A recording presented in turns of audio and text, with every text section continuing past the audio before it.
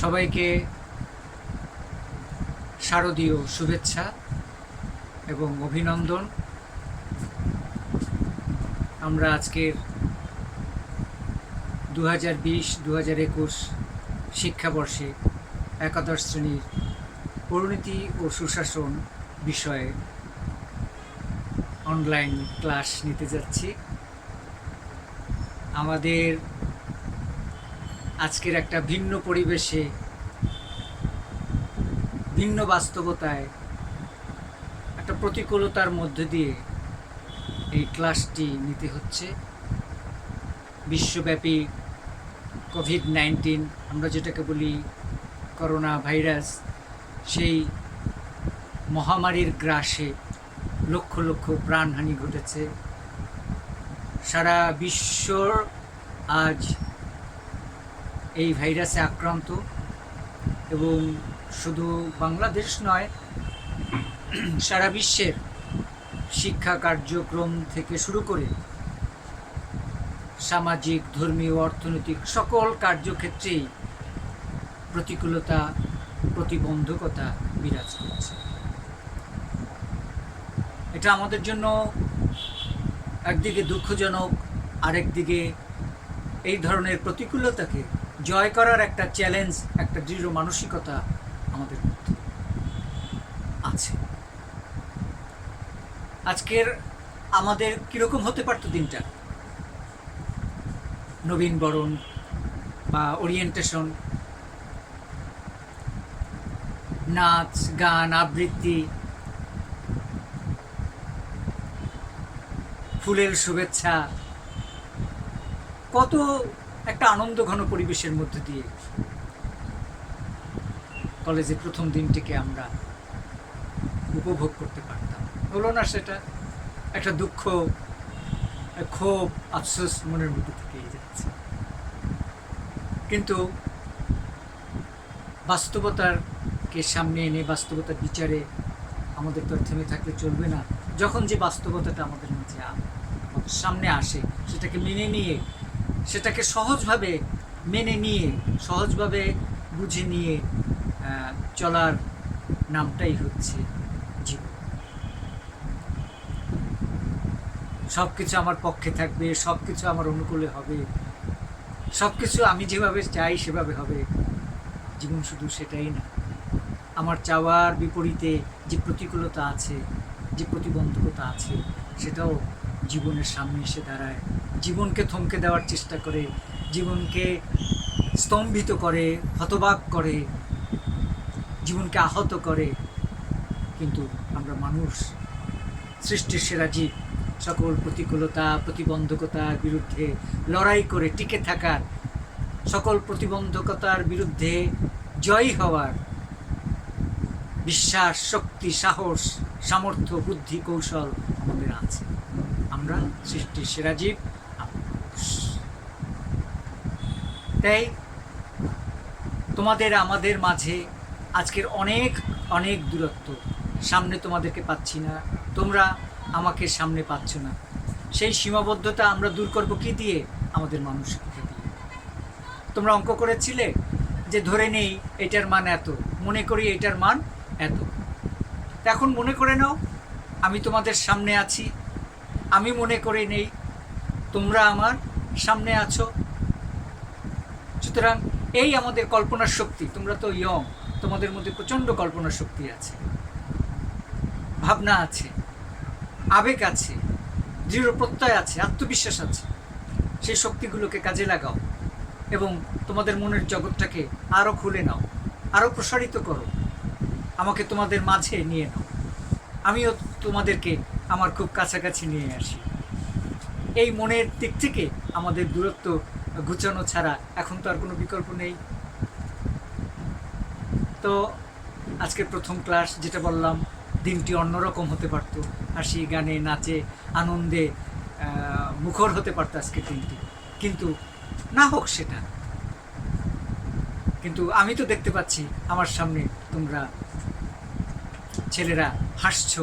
কে আমার হাসি তো দেখতে পাচ্ছ, শুধু তোমাদেরটা আমি দেখতে পাচ্ছি না। কিন্তু আমার কল্পনার শক্তি, আমার মন তোমাদের সেই কচি মুখের হাসিগুলো দেখে যাচ্ছে এবং আমি পুলকিত হচ্ছি। আমার খুব ভালো লাগতেছে। এই তো তোমরা হাসছো সবাই। আচ্ছা, আমরা আসছি আমাদের ক্লাসের কথায়। আমি মেজবাহ বিন ইকবাল, শামীম স্যার, সংক্ষেপে শামীম স্যার, তোমাদের পৌরনীতি ও সুশাসন পড়াবো। প্রথম পত্র 6ষ্ঠ অধ্যায় থেকে আমি তোমাদেরকে পাঠদান করব। 6ষ্ঠ অধ্যায়টি হচ্ছে রাজনৈতিক দল, নেতৃত্ব ও সুশাসন। এখন আজকে প্রথম দিন, আমরা সরাসরি বিষয়বস্তুতে যাব না। আমরা একটু অন্যভাবে আমাদের প্রথম ক্লাসটাকে এনজয় করার চেষ্টা করছি। সাধারণত প্রথম ক্লাসগুলো তোমাদেরকে অনেক উপদেশ শুনতে হয়, অনেক সময় এই উপদেশগুলো তোমাদেরকে বিরক্ত করে, মুখে বলতে পারো না, কারণ ছোটোবেলা থেকেই তো উপদেশ শুনতে শুনতে বকা খেতে খেতে এই পর্যন্ত আসতে হয়েছে। কম তো না, 10টি বছর। আজকের প্রথম দিনটি কত আশা ছিল, অনেক ছাত্রছাত্রী তোমরা থাকবে, আমরা শিক্ষকরা থাকবো। আজকের দিনটি হবে একেবারে আনন্দ ঘন, একটা আনন্দ মুখরিত দিন। হলো না যখন সেটা, তো কী করার আছে। তবে আমি বলছি, আমি কোনো উপদেশ দেব না। আজকের দিনটিকে কিভাবে এনজয় করা যায়, আসলে সেখানে অনেক সীমাবদ্ধতা আছে। আর উপদেশ দেব না যে কারণে বলতেছি, সে কারণে আমি উপদেশ দেব কেন বলো? আমি কি উপদেশ দেবো সেগুলো তো তোমরা জানো। আচ্ছা, আমি শিক্ষক হিসাবে প্রথম কি দিতে পারি উপদেশ? কি, ভালো ছাত্র হতে গেলে যা যা করতে হবে সেগুলো তো। একটা ভালো ছেলে হিসেবে, ভালো মানুষ হতে গেলে কি কি তার গুণ থাকতে হবে বা কি তাকে করতে হবে সেগুলো তো। আচ্ছা, সেগুলো তোমরা জানো না বলো? সবার মনে সেগুলো আছে, আমি বিশ্বাস করি। সবাই সেটা জানো, সবাই জানো সেটা। আমি মনে করি আমার বলার প্রয়োজন নেই, কেমন? আচ্ছা, একটু পরীক্ষা করে নেই। আচ্ছা, আচ্ছা, ভালো ছাত্র হতে গেলে তোমাদের মধ্যেই এসে গেছে যে স্যার, আজকে সামনে থাকলে তো বলতাম যে স্যার, আমি জিজ্ঞেস করতাম, এই তুমি বলো ভালো ছাত্র হতে গেলে কি করা দরকার? আমি করতাম কি জানো? আজকের যদি স্বাভাবিকভাবে আমরা ক্লাসরুমে ক্লাসটা নিতে পারতাম, হয়তো আমার একটা ইচ্ছে ছিল কি, তোমাদের ছোট ছোট ছোট আমি স্লিপ দিতাম,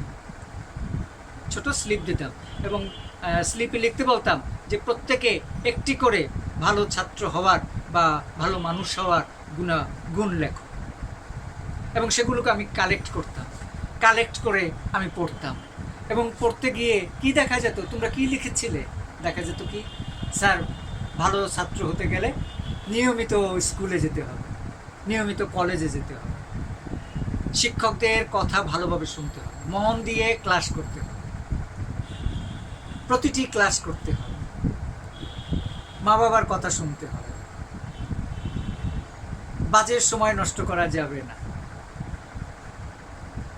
বাড়ির কাজে মা বাবাকে সহযোগিতা করতে হবে। কি, এগুলোই তো লিখতে। তাই এগুলো যখন তোমরা লিখতে, তো এগুলোকে আমি আর উল্লেখ করার কি আছে বলো? তবে আমি সেই সাথে একটু যুক্ত করছি।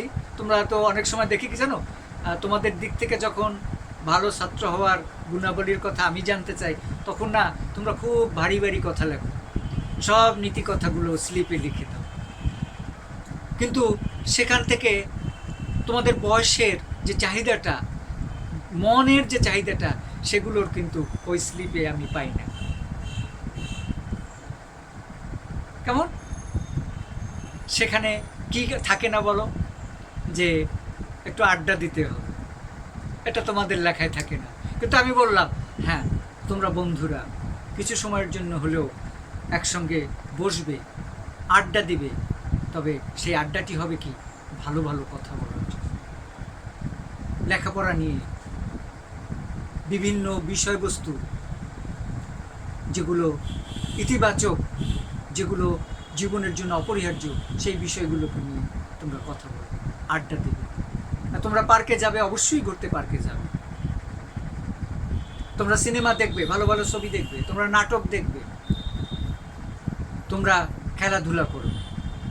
সুস্থ দেহ সুস্থ মন, এটা হচ্ছে আগে। তোমার মধ্যে যদি তোমার সুস্বাস্থ্য থাকে, তোমার মধ্যে যদি একটা সুন্দর মন থাকে, তখনই তোমার কাছে লেখাপড়া সহ অন্য যে কাজগুলো আছে সেগুলো তুমি করতে পারবে, করতে ভালো লাগে। তোমরা ওই যে বললাম ব্যাপারটা কি দাঁড়ায়, যে তোমরা সব বোঝো কি কি করতে হবে, কিন্তু সমস্যাটা কোথায় গিয়ে জানো? সমস্যাটা হচ্ছে তোমরা জানো, তোমরা বোঝো, কিন্তু তোমরা মানছো না, মানতে চাচ্ছ না। ভালো ছাত্র হওয়ার জন্য কি কি প্রয়োজন সব তোমরা জানো, সব তোমরা বোঝো, কিন্তু বাস্তবে সেটা মানতে গিয়ে তোমাদের মধ্যে অনীহা দেখা যায়। এটি হচ্ছে সবচেয়ে বড় বাস্তব। তা আমি যে জ্ঞানটা তোমাদের দেব সেটা তোমাদের আছে, কিন্তু মানার শক্তিটা, মানার স্পৃহা প্রবৃত্তিটা তোমাদের মধ্যে ঘাটতি রয়েছে। এখন সেটা তো আমি তোমাদেরকে পুশ করতে পারি না, কিভাবে করব? মানাটা তো তোমার নিজের হাতে। সক্রেটিসের নাম শুনেছ, গ্রিক দার্শনিক, খ্রিস্টপূর্বের কয়েক হাজার বছর আগের, এবং তাকে বলা হয় wise man of the old, প্রাচীন যুগের জ্ঞানী ব্যক্তি।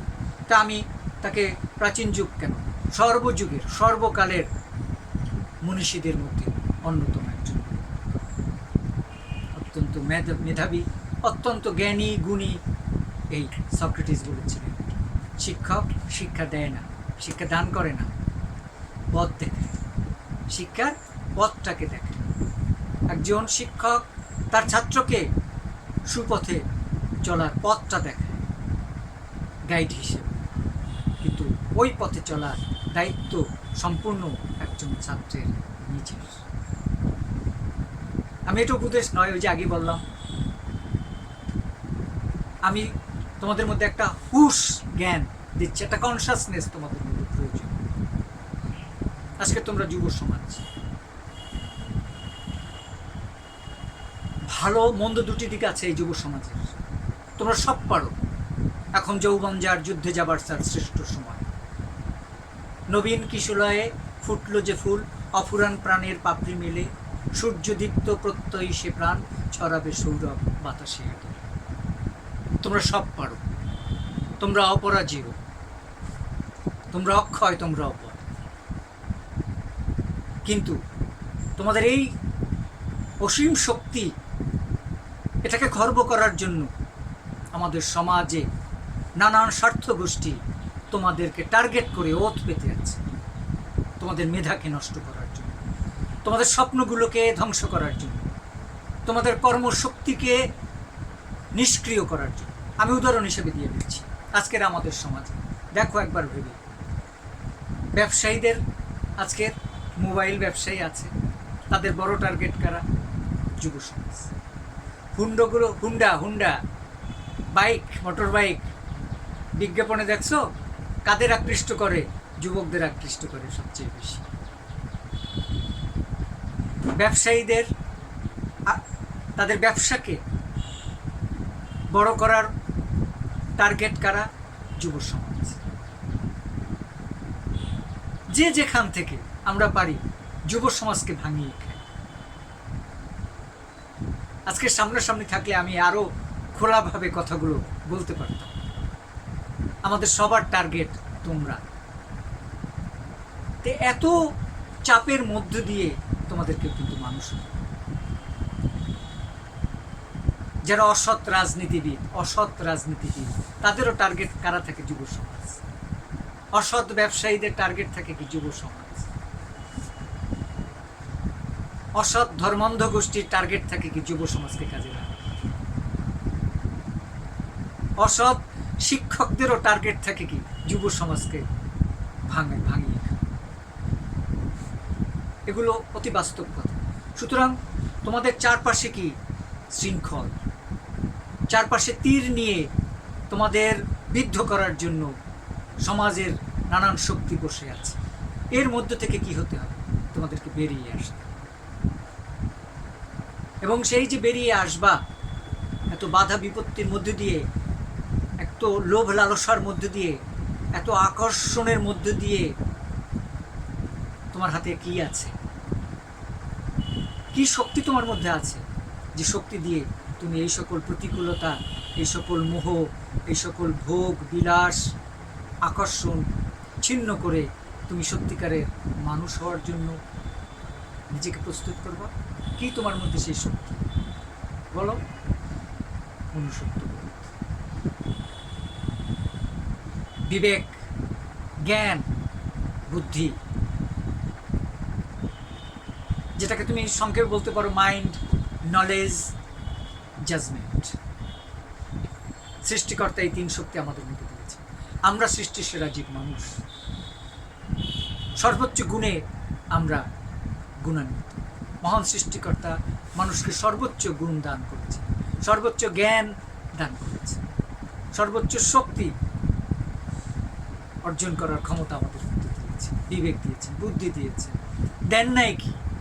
দিয়েছেনই বেশি। সুতরাং সব কিছুকে জয় করার, সকল প্রতিকূলতাকে দুমড়ে মুচড়ে দিয়ে সামনে এগিয়ে যাওয়ার শক্তি আমাদের মধ্যে আছে, প্রত্যয় আমাদের মধ্যে আছে। যে সক্রেটিসের কথা তোমাদেরকে কিছুক্ষণ আগে বলতেছিলাম, সেই যে সক্রেটিস, তার শিষ্য ছিল প্লেটো। তো সেখানে সক্রেটিসেরই কথাগুলো, চিন্তাগুলোকে প্রকাশ করেছেন তার প্রথম শিষ্য, একনিষ্ঠ অনুগত প্লেটো। শিক্ষার উদ্দেশ্য দুটি, তবে তার আগে জানো যে শিক্ষাটা কি। শিক্ষা হচ্ছে কি? একটা প্রক্রিয়া, একটা পদ্ধতি, যার মাধ্যমে আমরা কি করি? নিজেকে পরিবর্তন করতে পারি। শিক্ষা হচ্ছে একটা পরিবর্তনের প্রক্রিয়া। কি পরিবর্তন? আমার চিন্তার আমার পরিবর্তন হবে, আমার ধ্যান ধারণার পরিবর্তন, আমার কাজের পরিবর্তন। কোন দিকে? খারাপ দিকে না উৎকর্ষের দিকে? পরিবর্তন তো দুদিকেই হতে পারে, খারাপ দিকেও পরিবর্তন হতে পারে, সেটা কুশিক্ষা।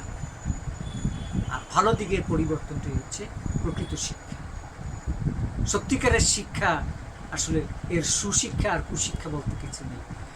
শিক্ষা শব্দটি একটি কি পজিটিভ টার্ম, একটা ইতিবাচক ধারণা, যা মানুষের চিন্তা চেতনা বিবেক বুদ্ধিকে পরিবর্তন করে, কর্মক্ষমতাকে পরিবর্তন করে একজন মানুষকে, একটি সমাজকে, বিশ্বকে উৎকর্ষতার দিকে নিয়ে যেতে পারে, প্রগতির দিকে নিয়ে যেতে পারে। সেই প্রক্রিয়াটার নামই হচ্ছে শিক্ষা। শিক্ষার মূল উদ্দেশ্য দুটি, একটি হচ্ছে মনুষ্যত্বের বিকাশ। প্রথম উদ্দেশ্যই হচ্ছে শিক্ষার মনুষ্যত্বের বিকাশ, আর দ্বিতীয় উদ্দেশ্য হচ্ছে কর্মের উপযোগী করে একজন ব্যক্তিকে গড়ে তোলা। তাহলে শিক্ষার উদ্দেশ্য দুটি, একটি হচ্ছে মনুষ্যত্বের বিকাশ, আরেকটি হচ্ছে কর্মের উপযোগী হিসেবে একজন মানুষকে গড়ে তোলা। তাহলে প্রথম শর্তটার দিকে তুমি খেয়াল করো, শিক্ষার উদ্দেশ্য হচ্ছে কি? মনুষ্যত্বের বিকাশ। কিন্তু আমরা যুগ বাস্তবতায় এসে শিক্ষার মূল উদ্দেশ্য থেকে আমরা হারিয়ে যাচ্ছি। এখন শিক্ষা প্রতিষ্ঠান কি? সার্টিফিকেট বিতরণের একটা মাধ্যম মাত্র। তোমরা প্রাইভেট পড়তেছো, কলেজে আসতেছো, শুধু লেখাপড়া হচ্ছে, শুধু লেখাপড়া হচ্ছে। কি A+? ডাক্তার হতে হবে, ইঞ্জিনিয়ার হতে হবে, কেমন? আচ্ছা সত্যি কথা বলো, মানুষ হতে কে চাও? অথচ শিক্ষার মূল উদ্দেশ্যটা কি? মানুষের মতো মানুষ হও। কই মানুষ হতে কেউ তো চাও না। মনুষ্যত্বে A+ কে চাও? আমরাও তোমাদেরকে, শিক্ষকরাও কি A+কে সামনে রেখে সবসময় তোমাদেরকে কি ভালো ফলাফলের দিকে ধাবিত করছি, ভালো মানুষ হওয়ার দিকে ধাবিত করছি না। ভালো মানুষ আগে, ভালো মানুষ আগে হতে হবে, তারপর ভালো ফলাফলের দিকে মনোনিবেশ করতে হবে। বিশ্বে আজকের এই প্রথম আমরা দেখছি আমাদের জীবনে আমাদের জীবদ্দশা এই মহামারী বিশ্বব্যাপী, তোমাদের জীবনেও এই দেখছো। সামনে হয়তো বিল গেটস সহ আরও বিশেষজ্ঞরা ভবিষ্যদ্বাণী করেছেন যে এর পরের যে বিপর্যয়টা আসবে সেটা ভাইরাস বা কোনো রোগ ব্যাধিজনিত না হয়ে সেটা কি অন্য ধরনের বিপর্যয়, বৈশ্বিক উষ্ণতাজনিত কারণে একটা মহাবিপর্যয় আসবে। কেন যুগে যুগে এরকম বড় বড় মহামারী আসে, ঝড় ঝাপটা আসে, প্লাবন আসে, দুর্যোগ আসে? কেন আমরা যখন আমাদের মধ্যে এই মনুষ্যত্ববোধকে হারাতে বসি তখনই কি হয়? এ ধরনের প্রাকৃতিক বিপর্যয় নেমে আসে মানুষকে আবার সঠিক পথে নিয়ে আসার জন্য। তোমরা জানো যে যুগে যুগে নবী পয়গম্বরগণ এসেছেন, দেবতার অবতারগণ এসেছেন, মানুষের মধ্যে থেকেও মনীষীরা এসেছে। কেন? মানুষকে মনুষ্যত্বের দিকে ধাবিত করার জন্য। আমরা মানুষ যখন এই মনুষ্যত্ববোধ হারিয়ে ফেলি তখনই একটা পর্যায়ে সেই মনুষ্যত্ববোধ হারানোটা যখন সমাজকে ভারসাম্যহীন করে ফেলে তখনই কি আসে? এই বিভিন্ন দুর্যোগ, মহামারী চলে আসে। সুতরাং আজকের এই করোনা ভাইরাসকে সামনে রেখে আমাদেরকে ভাবতে হবে যে শিক্ষার যে মূল উদ্দেশ্য মানুষের মতো মানুষ, সেটি কিন্তু আমাদেরকে আগে ভাবতে হবে। আজকের এই যে বিষয়বস্তু এখানে আছে, এই বিষয়বস্তুগুলো পরে প্রথম বিষয়বস্তু হবে আমাদের কি? মনুষ্যত্ব অর্জনের শিক্ষা। অর্থাৎ আমাদের মধ্যে বিবেক, বুদ্ধি, মানবতা বোধ, এই যে গুণগুলো, সত্য কথা বলা, দরদি হওয়া, মানুষের সেবা করা, দেশের প্রতি ভালোবাসা, কারো ক্ষতি না করা, মানুষের সাহায্যে এগিয়ে আসা, আমার কাছ থেকে, তোমার কাছ থেকে অপর কোনো ব্যক্তি যেন ক্ষতিগ্রস্ত না হয়, প্রতারিত না হয়, তোমার আমার দ্বারা সব পরিবারে, প্রতিবেশীদের মাঝে, সমাজে, রাষ্ট্রে যেন কোনো রকম কি শান্তি বিঘ্নিত না হয়। এই যে একটা মানুষের বিবেক, বুদ্ধি, জ্ঞানের যে প্রতিফলন, এটাকেই আমরা বলি কি? মনুষ্যত্ব। এটা মানুষের বিশেষত্ব। মনুষ্যত্ব মানে মানুষের সত্তা, মূল সত্তা। কেন আমরা মানুষ? কেন আমরা সৃষ্টির সেরা জীব? সৃষ্টিকর্তা মানুষ সৃষ্টি করেছেন কি? তার মধ্যে দুটি উপাদান দিয়ে। একটা হচ্ছে রেশনালিটি, আর একটা হচ্ছে কি? অ্যানিমিলিটি।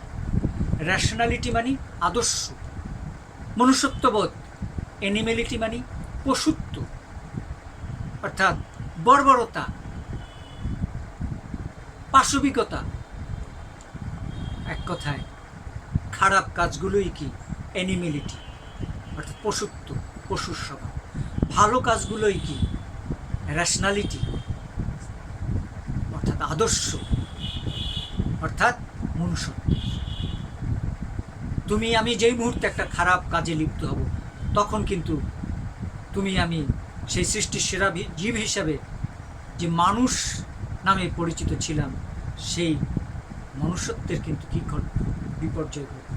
আমরা কিন্তু পশুতে পরিণত হব। কখন? যেই মুহূর্তে আমরা একটা খারাপ কাজের সাথে যুক্ত হব। তখন কিন্তু আমি বলতে পারবো না, তুমি বলতে পারবে না যে আমি মানুষ, সৃষ্টির সেরা জীব, কারণ আমার কাজটি তখন কি? একটি পশুর মতো।